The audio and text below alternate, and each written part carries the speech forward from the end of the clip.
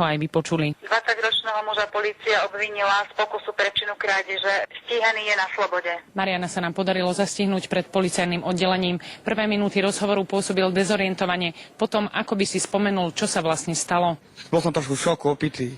Opitý ste boli? A čo ste pili? Nafetovaný, na táto lene. No dobrá, čo ste chceli od toho dievčaťa? A nič, poďte si peniažky. Zrejme to nebolo prvýkrát, čo si od cudzích ľudí pýtal peniaze. A potom čo ste spravili, keď vám nedala? Prosím? A nič. Popil som mu, troška som mu strkol. Prečo?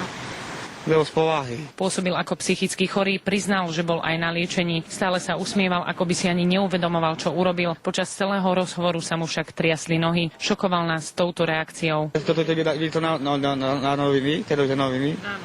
Môžem odspievať dačo. Môžem do ruky. I ďaťa, mamu ďaťa, i dikťaťu jave, ale mi nečave, i bedrume ajave, i prostruke máte. Premiláda toto vezičku, premiláda tancoša. Muž sa správal, ako by zabudol, že práve vyšiel z policajnej stanice. Ako by si ani neuvedomoval to, že za porušenie zákona môže stráviť vo väzení až 2 roky. Z Lučenca pre televíziu Joj Edita Hudková. No, my vám spievať samozrejme nebudeme, ale v dobrom pripomenieme, že nasledujú noviny.